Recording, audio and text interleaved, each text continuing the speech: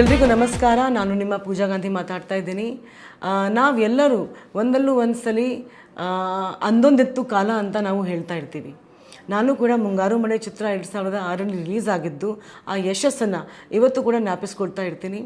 ಈಗ ವಿನಯ್ ರಾಜ್ಕುಮಾರ್ ಮತ್ತು ಅದಿತಿ ಪ್ರಭುದೇವ ಅವರು ಎಲ್ಲ ಸೇರಿ ಒಂದು ಅಂದೊಂದೆತ್ತು ಕಾಲ ಅಂತ ಚಿತ್ರನ ಮಾಡಿದ್ದಾರೆ. ತುಂಬ ಬೇಗ ರಿಲೀಸ್ ಆಗ್ತಾಯಿದೆ ಚಿತ್ರ. ಈ ಚಿತ್ರದ್ದು ಮೊದಲನೇ ಹಾಡೇ ಮುಂಗಾರು ಮಳೆಯಲ್ಲಿ ಅಂತ. ಸೊ ಈ ಸಿನಿಮಾಗೆ ಕೂಡ ಮುಂಗಾರು ಮಳೆ ಹಾಗೆ ಯಶಸ್ಸು ಸಿಗಲಿ ಅಂತ ನಾನು ಹೇಳೋಕೆ ಇಷ್ಟಪಡ್ತೀನಿ.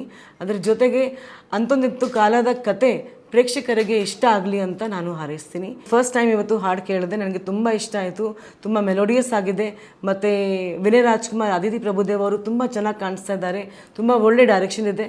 ಮತ್ತು 3D ಇಫೆಕ್ಟ್ ಎಲ್ಲ ತುಂಬ ಚೆನ್ನಾಗೇ ಮಾಡಿದ್ದಾರೆ. ಕೊರಿಯೋಗ್ರಾಫಿ ತುಂಬ ಚೆನ್ನಾಗಿದೆ.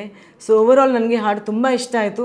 ಸೊ ನಿಮಗೂ ಕೂಡ ಇಷ್ಟ ಆಗುತ್ತೆ ಅಂತ ನಾನು ಅಂದ್ಕೊಂಡಿದ್ದೀನಿ.